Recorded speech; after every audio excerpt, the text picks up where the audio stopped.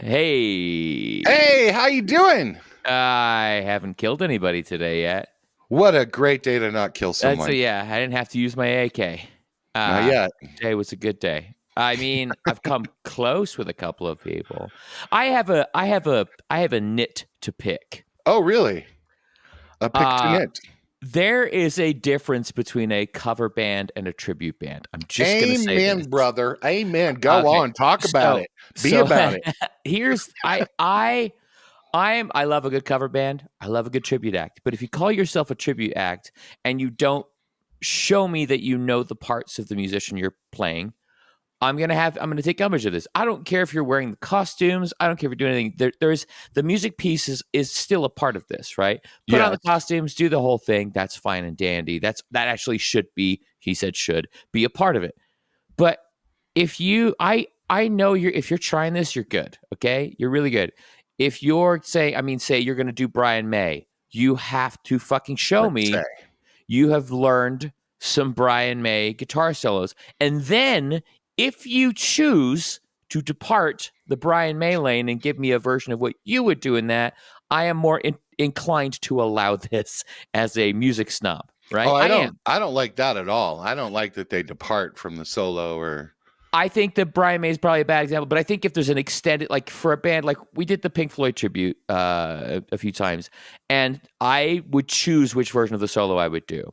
Right, I would right. do a version from The well, this live version is a live at version or Pompeii yeah. version. This is the Division Bell version. This is this version. I happen to like this version better.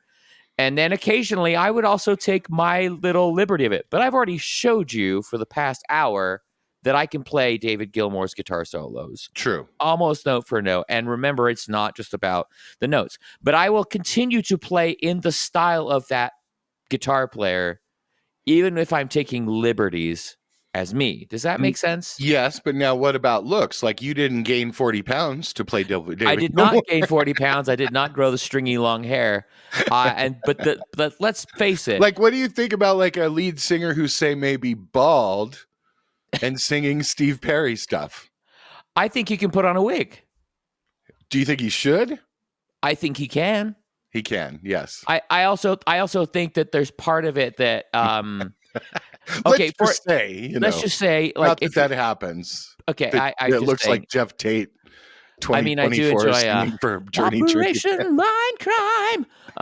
I do think it is possible to. I mean, I don't think Steve Perry's an iconic look. I think Freddie Mercury's an iconic look. I think Robert Plant's an iconic look. I think even Ann Wilson from Heart is an iconic look. I think Stevie Nicks is an iconic look.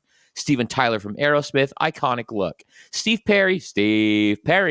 I don't necessarily think of. And I mean, even if you don't have hair. And That's if you true. say you put on a wig, if you put on the sleeveless items that were in the Separate Ways Worlds Apart video, Yeah. I will buy in. But just You're give right me an about the other attentive. stuff though. Like if you don't have scarves and you're doing Stevie Nicks, you're out. Yeah, Yeah. yeah, Or yeah. David Lee Roth. Like David Lee Roth has a very definable live look. And you have to have. I mean, our friend Steve Clark used to be in a band called one of the early tribute bands called Van Halen. They would Yes. David Lee Roth era Van Halen, and he fucking put on the fuzzy boots. He would do the jumps. Yeah. Steve is a svelte man. Shout out. Damn good looking. Damn good looking and great singer, great bass player, great guitar player. It's kind of annoying. We should probably, Yeah. do spell to swallow his soul. But the attempt was there to do the tribute thing. Now, I'm saying if you got to show me you know how to do that, Yeah. or I am going to be even interested in hearing what you're releasing off your new album. I mean, Although off I of your- gotta say, I'm also pissy at dual tribute bands. You're gonna tribute a band, don't tribute three bands in an era. That pisses me off too. But what about a yacht rock tribute? it's fake, so I'm all for that. Oh, okay. It's What a about made like up thing. if you were to do an evening of one hit wonders? Yes, you can do that, but that's a cover band. Exactly, I agree with that. I mean, Yeah. even if you do put on like the attire, you take a decade. I agree. But again, if you're gonna tribute an act, I really want you to go in for me. Like in the Floyd show, I did not put on 40 pounds or grow the lips or the hair or anything like that. But you will notice that the lighting on me was deliberately dark.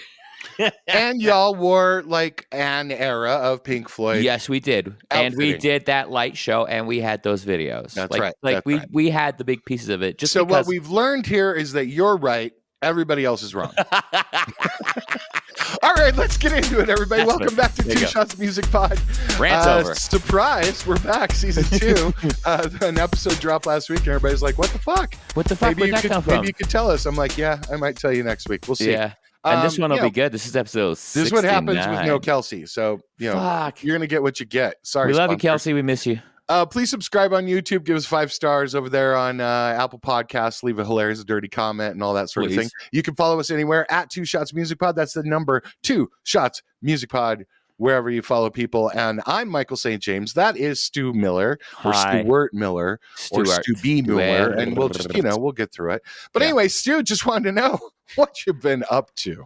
It's been quiet lately, which is good.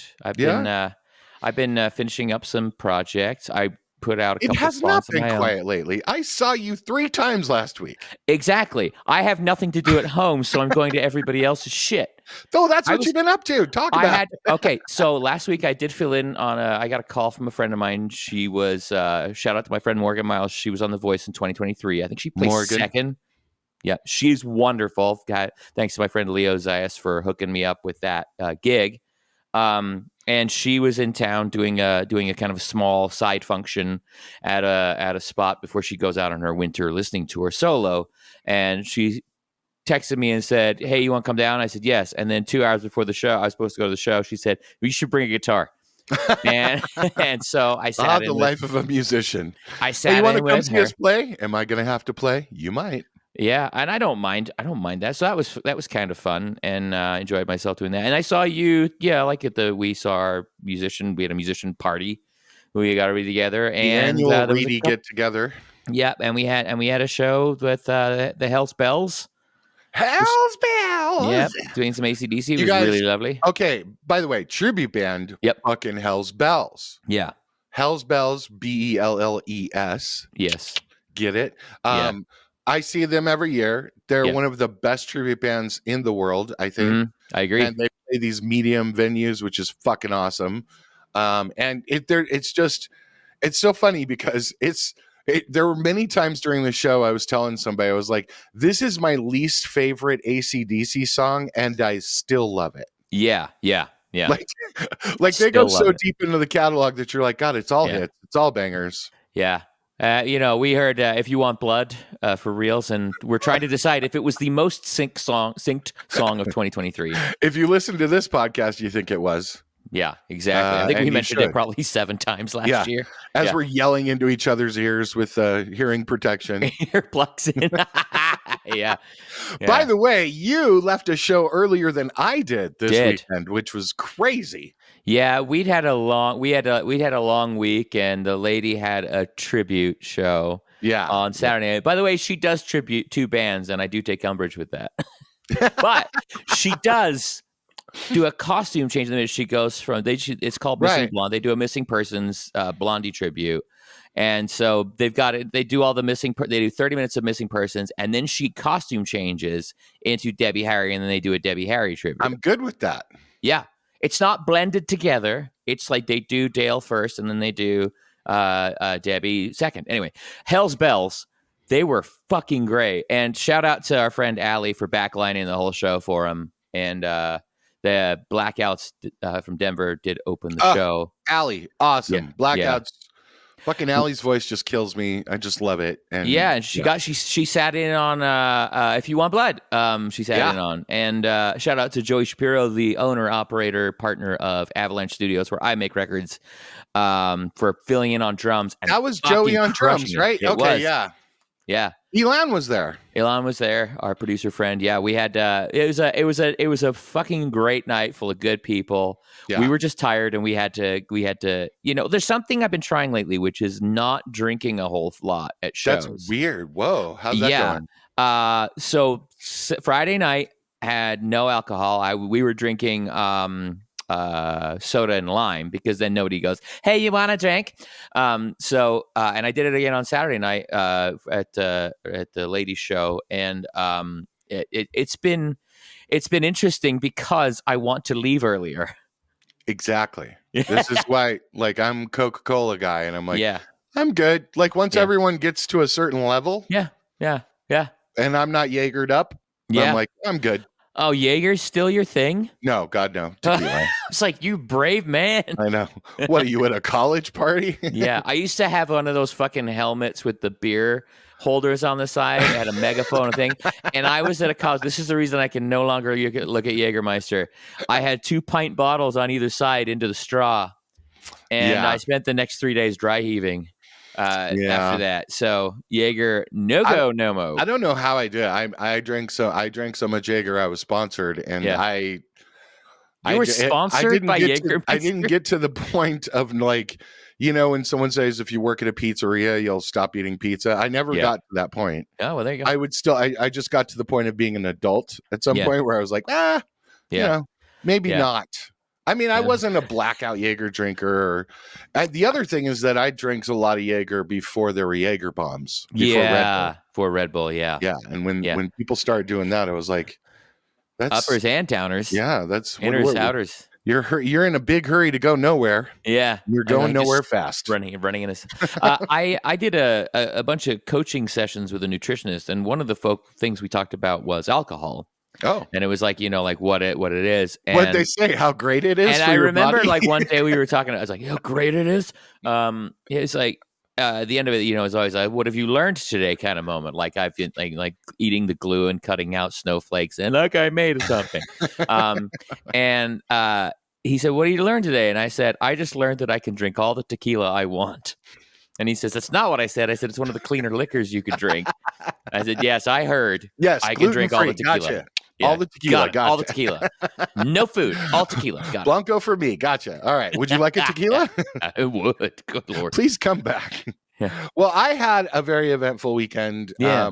I went and saw on Sunday without you. Yeah. The Jim Dalton Amigos thing. Yeah. We do this Amigos brunch every year. This one was at Ophelia's, which is a fucking cool venue. It's a really cool venue. It's been redone recently. If I've played there, like, I don't think so, because I would really like to. I have. Do they still have all the 8 tracks on the wall behind the stage? Yeah, I don't know. I mean, it was all done up for the holiday. Nice. But so Jeremy Lawton sits in with Jim Dalton and the Amigos, and then this year, 100% more Chris Reedy. Yay! Chris got to join in, and that was fun. It's just a killer time with friends, and shout out Juliana. She is the traditionalist in this, and we just had a great time, and it was really fun. And it sucks because it's on Sunday and it's a brunch during the football season for me. But also it was Coke and coffee for me, and everybody else is like they're still going from the Railbender show the night before at Gothic. So they're like hair of the dog kind of thing. I'm like, I'm good. That sounds not fun for me. Yeah, it was really fun. We'll have to join you next year. Yes, absolutely. You're going to have to. And then I'm going to dedicate this podcast to Zahi. People who have listened to this podcast a lot know about the cats, my cats specifically. And so we had to put our little boyo down yesterday. It sucked. Sorry. And there's no easy way to say it. We killed our cat. And that sucks. It just sucks. And so it was just a day of tears. Almost 18 years old. Wow, man. The good thing is, though, is that like I've had to deal with just so much death in my life, and including people and animals. And the thing is with animals, especially with cats, is that it's just I don't want to say a joy, but it's such a good thing that you can do something humanely as a human. Yeah. When that cat is not who they used to be. It turns out it looks like he had like thyroid cancer, but he just went the hell downhill over the last month and a half, which, as a lot of people in the scene know this, because I've been dipping out of events because I've had to go home and spend time with my cat and and all that sort of thing. And so it just got to the point where we took him back in, and it was like, it's probably time to call it. There's nothing else we could do. And Yeah. it was just sad as fuck, it just is. So for everyone out there with pets, and I feel you when you lose your fur baby, and this is the only kids we've had. So 18 years, and his sister surprisingly is doing great. So we're going to spoil the hell out of her. So that's what's going on here. Oh man, I'm sorry you had to deal with that. It blows, but we move on, and it's good. All right. Let's get to a little music biz bites. Uh-oh. Yes, we have some things to talk about here. And this goes to people in the music industry, but also probably if you're listening to this, you're affected by both of these things. Number one, the TikTok ban. I want to bring you up to date on what's going on with the TikTok ban, and let me just put it in generalized terms. 170 million active users in America alone on TikTok. Mm-hmm. There's only 350 million people in America. Mm-hmm. That's a lot of fucking people. Yeah. So last April, President Biden signed a bipartisan law that was brought open by Congress, and to basically outlaw TikTok. Now, that's not really what it is.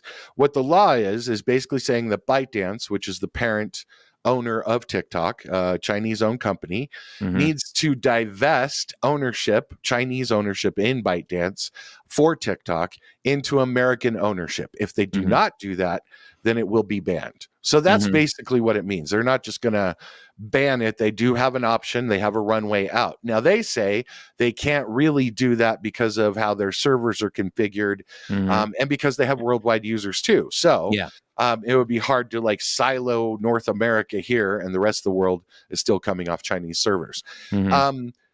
The implication here is that ByteDance could be overrun by Chinese Communist Party to see all of your data and the TikToks that you see, including your phone data. Yeah. So that's why they say it's a threat. Okay, so now it's so much of a threat, Stu, that all the presidential candidates this last year used TikTok. It's so much of a threat that even the people that voted to ban TikTok have TikTok accounts as senators and congresspeople. Yeah. I'm not going to say I know anything more than anyone else. I will say I do know about how apps work and about how tracking works and all of that. And basically every fucking app has you.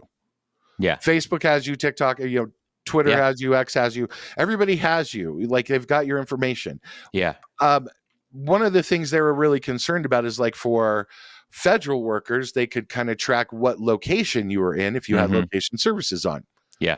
It's the same thing with every app, but I digress. So basically, a 3-panel court heard an appeal about First Amendment rights and ruled this week that said that no, Congress passed this law. It was bipartisan. A president signed it, and we will deny your appeal on First Amendment grounds. It's not a First Amendment thing. You can use anything you want, but you don't have a First Amendment right to use an app that basically all of Congress and the president says is a national security crisis. So that's where that started.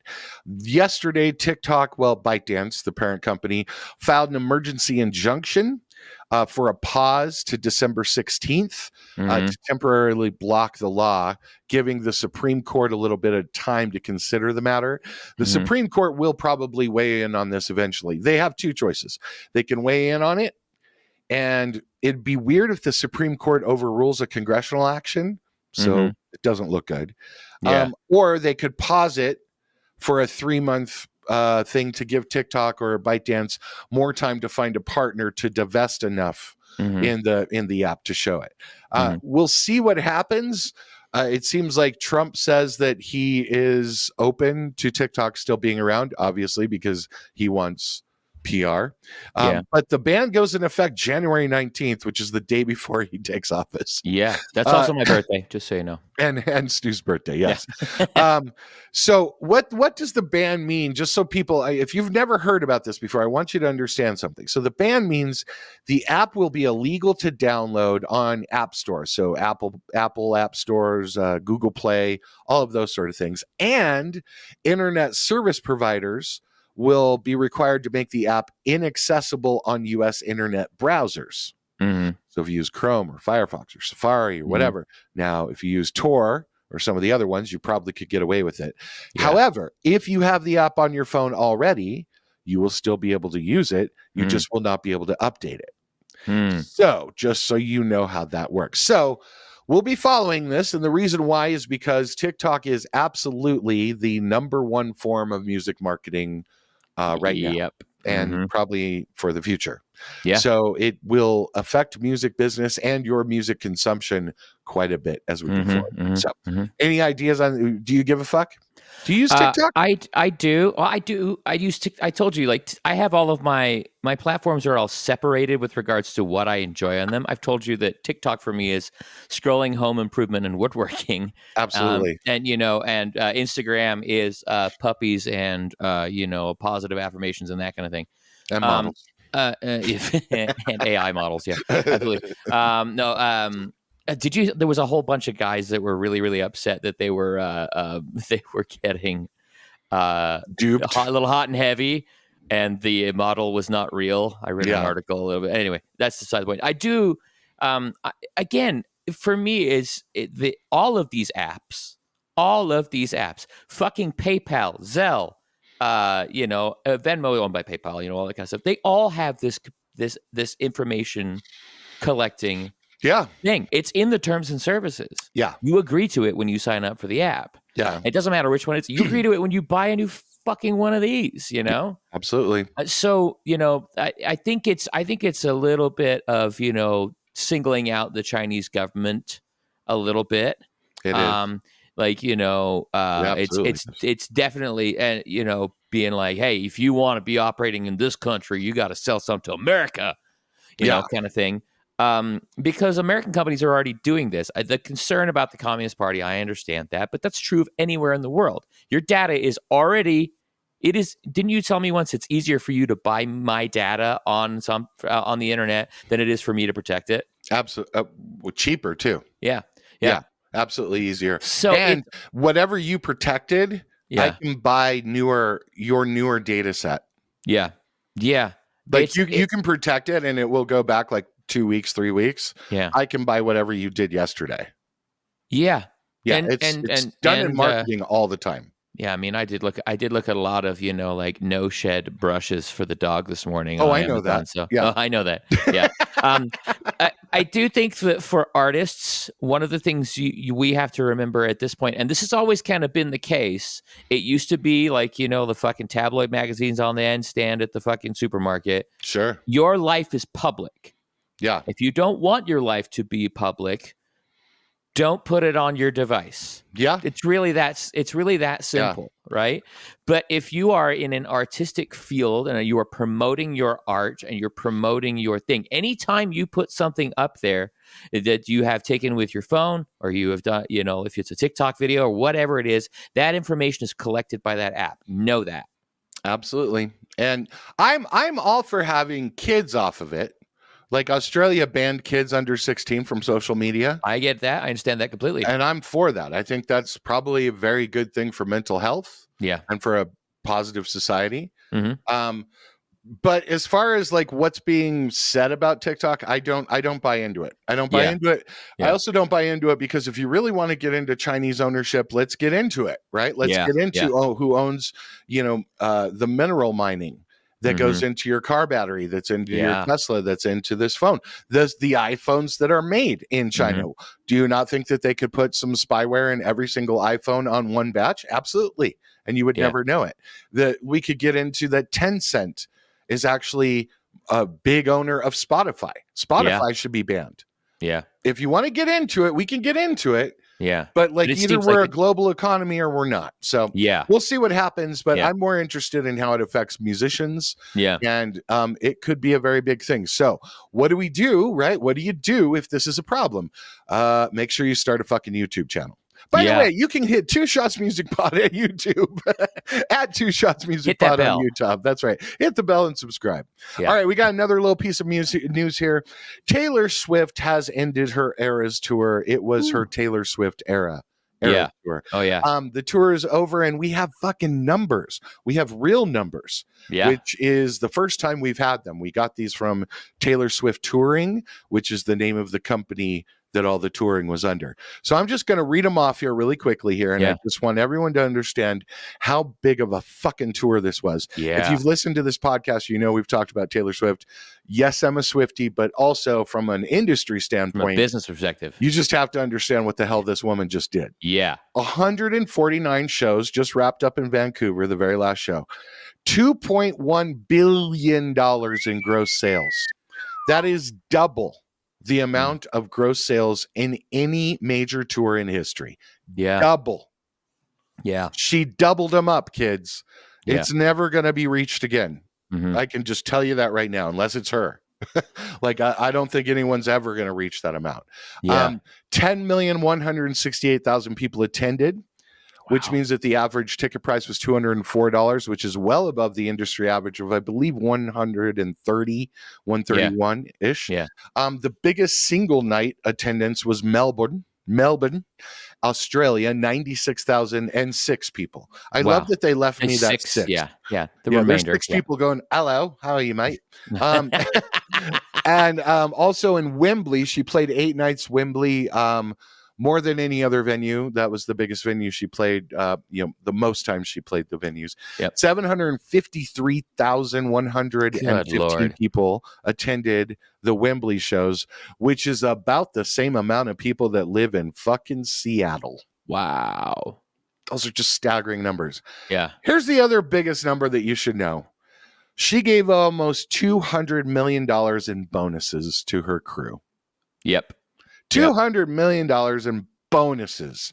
That's well above the salary. And from all accounts, the salaries were some of the highest in the industry for a tour. Shout out to our buddy Matt Billingsley, who's the drummer for Taylor Swift. Drinks are on you next time. That's right. Yeah. Anybody that knows anyone that worked on this tour, hit them up for Christmas. Yeah. I need some, new bath bombs. And if you did not have a chance to see Taylor Swift on tour for the Eras Tour, you can see it on Disney Plus. And it is almost as good as being there. I swear to God, I've welled up in tears. It's really good. I well up in tears for 2 reasons. One, as a performer, to see a performer at the top of their game. Oh, yeah. Own a stadium. Yeah. It just blows me away, and it chokes me up a little bit. Yeah. But also to see, they show the crowd, and you can just see the love in the crowd. Yeah. It's a phenomenal live film, and she may be putting out a second version of it. Fantastic. I'm here for it. And again, all of this is, she owns her company, her business. She owns all of this. These numbers are insane for a borderline independent artist. Yeah. And those are grosses. And she's signed now with a co-op deal with Universal, whatever. But pretty much. And she ain't done, by the way, right? So there's still at least 2 albums coming out for Taylor's version. Yeah. And so she's got a book coming out, or the book's out. The book's out. She's self-published on that too. I mean, just fuck yeah. It's phenomenal.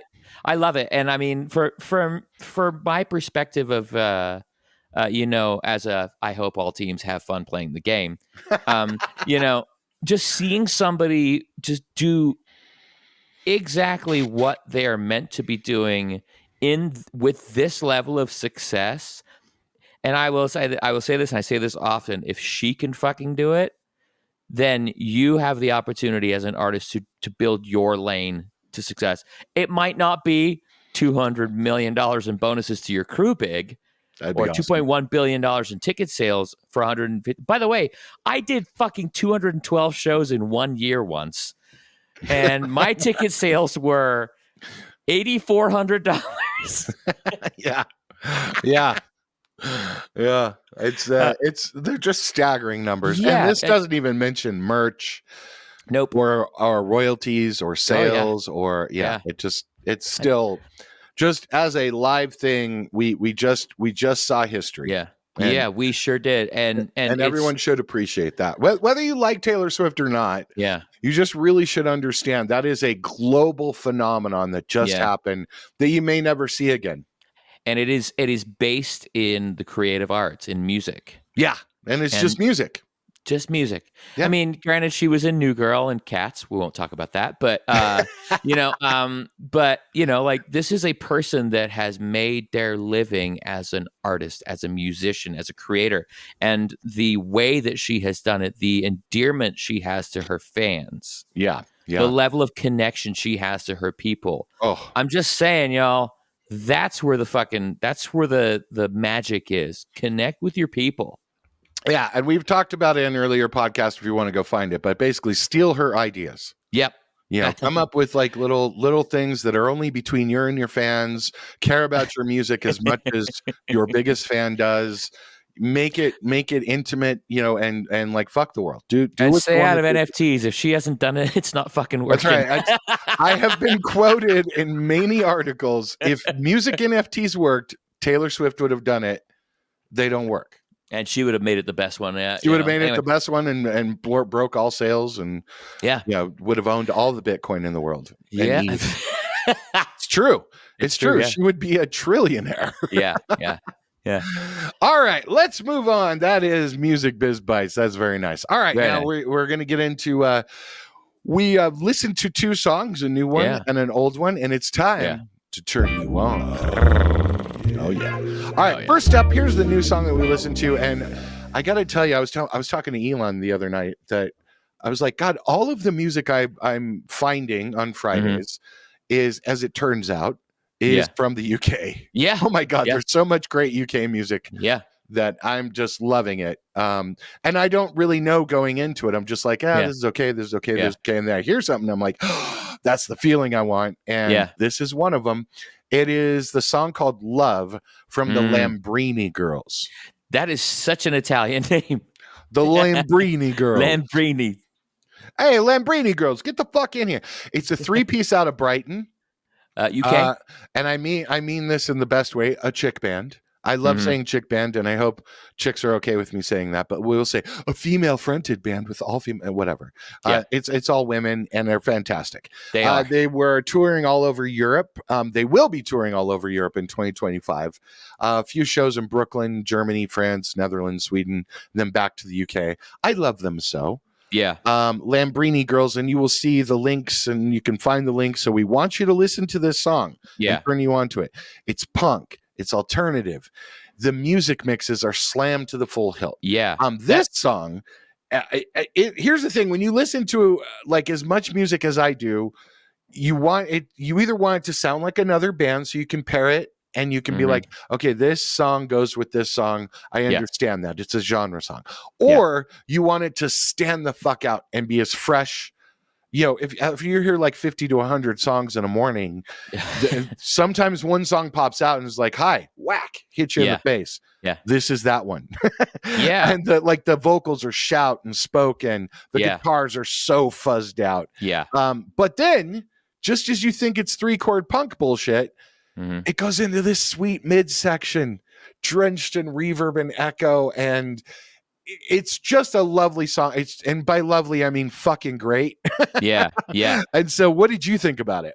I the waveform for this song perturbed me for the first minute and a half. It just slammed to the hilt.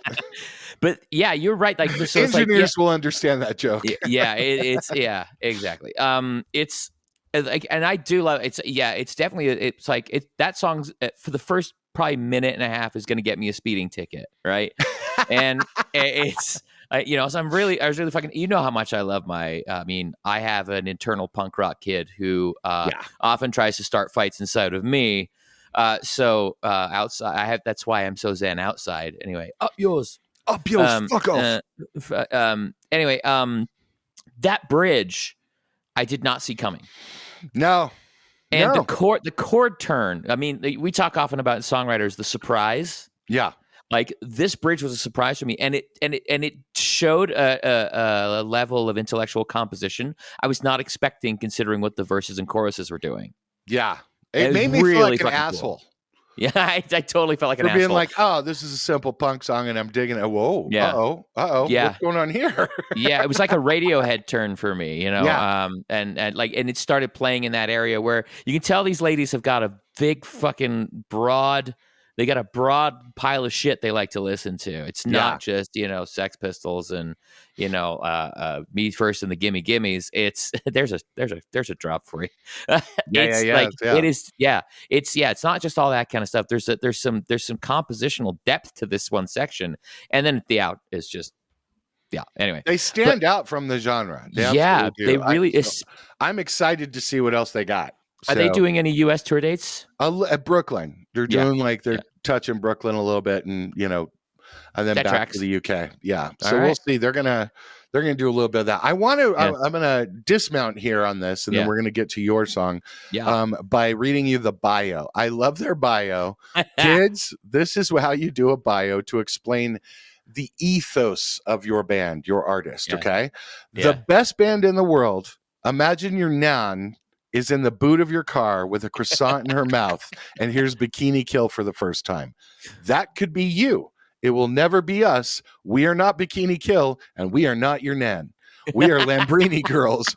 Bon appetit. Fuck off. Yeah, that's fucking great. It's great because it gives you their sense of style. They do have a sense of humor to themselves, but they also do not want to be compared to Bikini Kill. Yeah, although they understand they will be.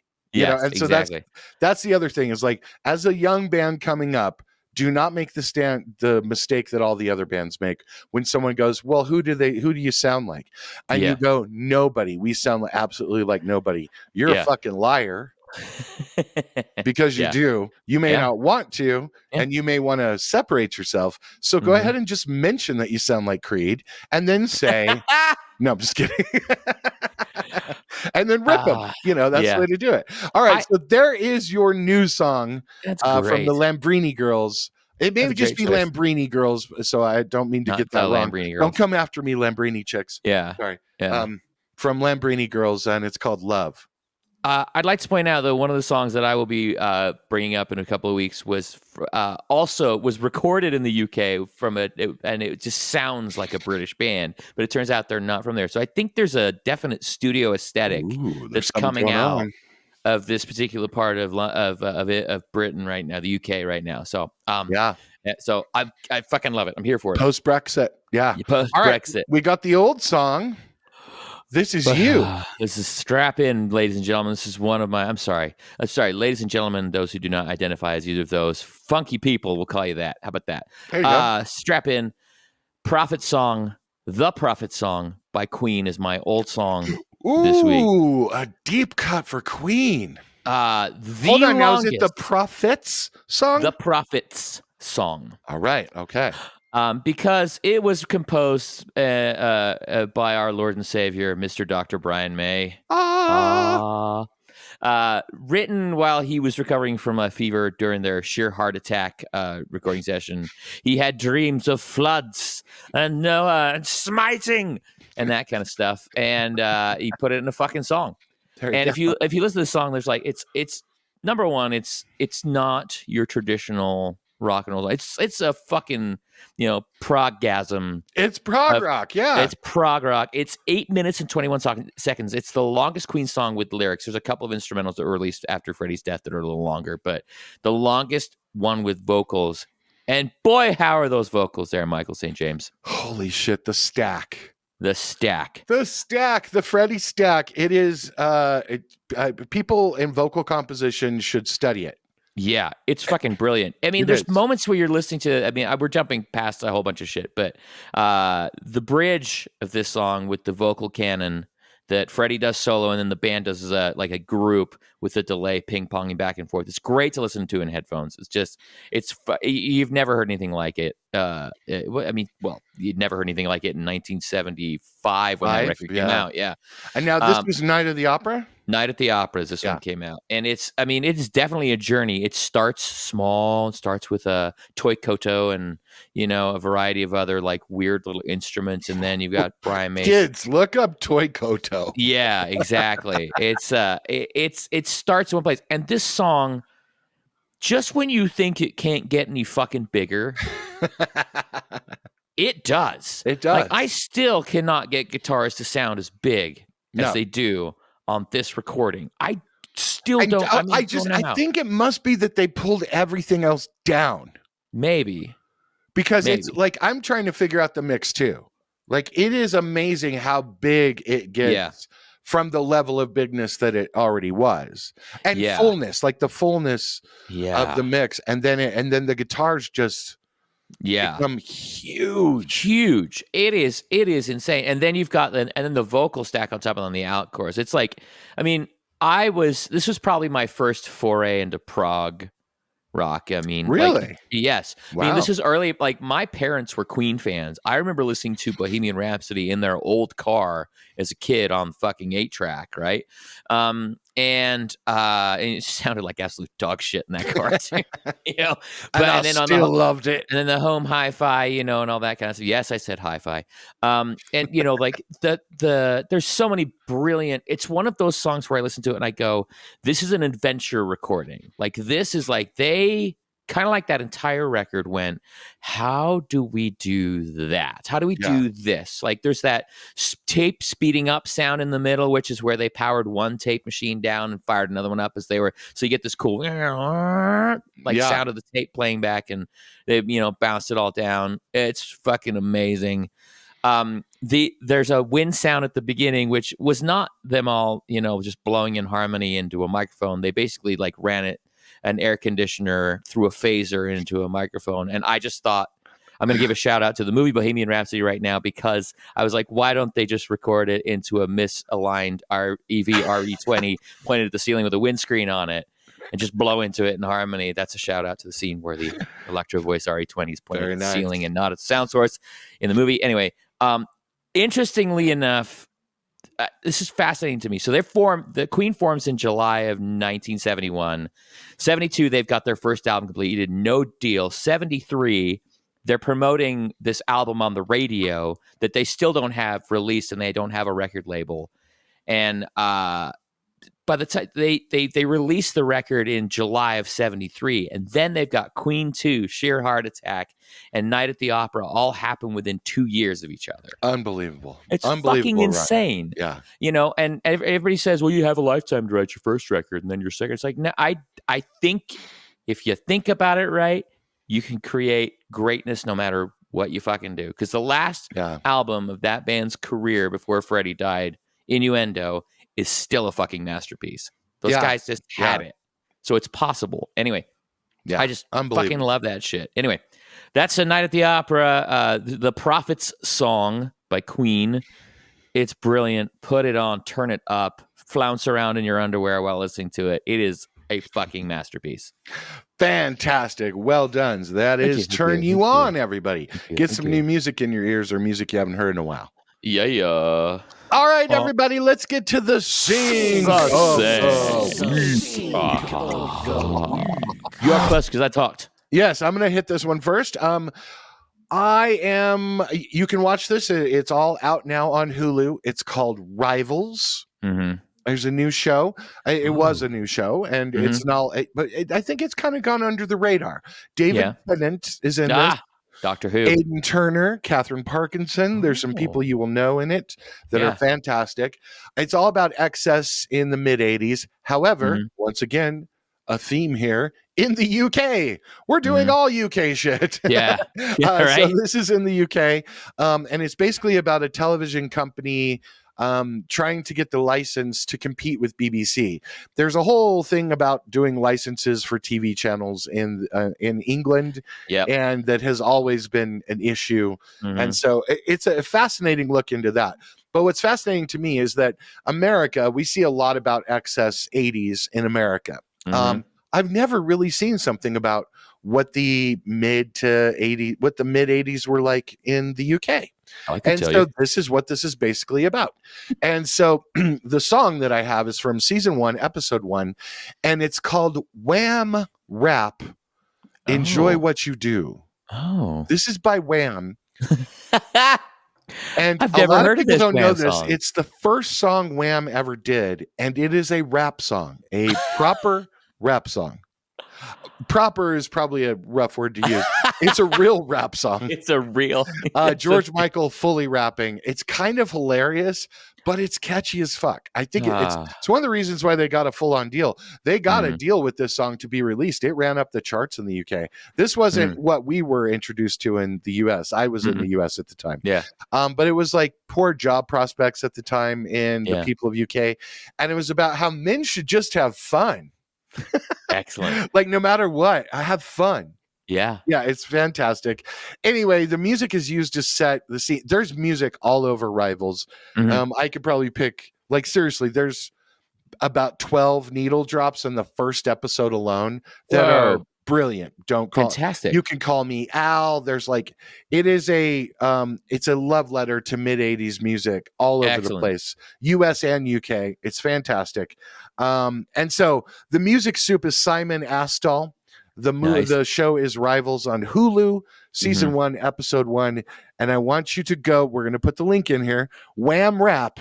Enjoy what you do. Fantastic. That's my sick of the week. Fantastic. Mine is nowhere near as interesting, except in the fact that this was featured in the first show that I have actually binge watched an entire season in one evening. Ooh. It was after a week of particularly harrowing musical adventures, and we had settled down for a relaxation, and I had seen the ads for this, and I kind of didn't give a shit until I turned on the first episode. It was just something to put on, right? Okay. And that was the show Nobody Wants This with Kristen Bell and Adam Brody. It's kind of a mismatched kind of romance thing where she is a dating podcast hostess with her sister, and he is Anne Rabbi. And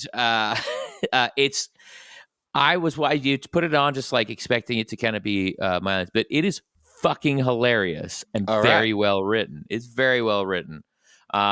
It doesn't really get into too many of the tropes you would expect from something like this, but it's very charming and very fun, and I thoroughly enjoyed it. But in episode 7 of the first season, there is going to be a second season. Fret not, fearless people, there will be a second season. There was a scene where Kristen Bell is trying to endear herself to all of the wives and girlfriends of all the Jewish people that she's trying to ingratiate herself to by attending a basketball game of their men and cheering them on the sidelines and proceeding to get loaded in the bleachers. And the song that is featured in this scene is Tub Thumping by the one and only Chumbawamba. Chumbawamba. Please try saying that 4 times when you've had as much Jaeger in your life as Michael and I have. So yeah, really, really, really fun scene. And, they're borderline taking showers in liquor. It's fucking hilarious. It's very fun. And, they don't give a shit about this really bad basketball game that's going on. They're just getting loaded. It's fun. Excellent. And the supervisor is Zachary Dawes and Estee Haim, and Estee Haim is from the band Haim. Hey, she was the on-camera music consultant for White Lotus in the second season. Third season of that coming out soon, and this appears to be her first credit as a supervisor. This is 9 of the 10 episodes she's credited as the soup on, and Zachary Dawes has a couple of his own bands, but he's most notably the bass player and assistant for Tebow and Burnett on albums and shows where he composed. Shit. So he was part of True Detective and all that kind of stuff. Knows his way around on Eve. Exactly. You have to understand saturation, baby. And I love that it's 2 musicians that are involved in this, and they started in one place, and now they're part of this visual medium again. Important for people to recognize that there are other avenues for you to take. Yeah. If you are so inclined, then this is one of them. If you want to get involved in that, that is why we tell you who these supervisors are. That's right. So you can go and Haim, also from the Taylor Swift coaching tree. Fucking A. That's right. That's right. Fuck, I forgot about that. Excellent. What network is that on? It's on Netflix. It's on the Netflix. Which I am. I'm still. There's a few shows I'm still waiting to catch up on. Yeah. Mm-hmm. There's a lot of watching to do. Yes, there is. Thankfully, we are getting close to some time where we can take a week off and binge everything. Where the music industry closes. Yeah. Yeah. All right.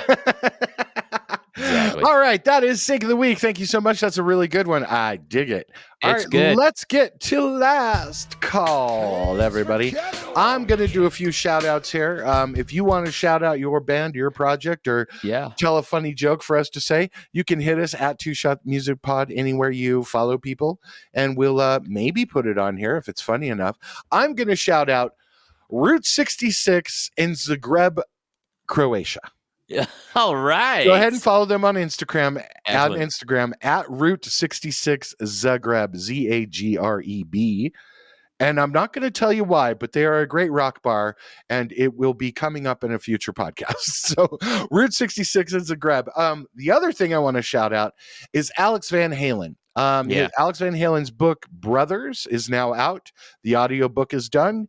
Alex did the audiobook, and it features the last recording that Eddie Van Halen ever worked on with Alex. He's been doing interviews around with Anderson Cooper, and also the LA Talk series. Go ahead and YouTube any of those Alex Van Halen interviews. First of all, if you're a Van Halen fan, it's the most you've ever heard Alex Van Halen talk. And he gets zen about stuff. He talks a lot about spiritualism. He talks a lot about his personal beliefs and a lot about how Van Halen is a fucking immigrant story. And it's an amazing immigrant story that has to do with the Philippines, Amsterdam, the Netherlands, and then coming to America. It's amazing what the Van Halen brothers did, considering how they got here and what happened and their parents. And it's amazing that two brilliant people came out of that. But God damn it, that is the immigrant story. And it's one of the reasons why you love what America should stand for. You know what I mean? In these times. So those are my shout outs. You got a shout out? I have one. I'm going to shout out my buddy Dennis Nielsen. I don't actually know. I think he's still in Italy. Okay. But Dennis and I became Instagram friends over Manson Guitars.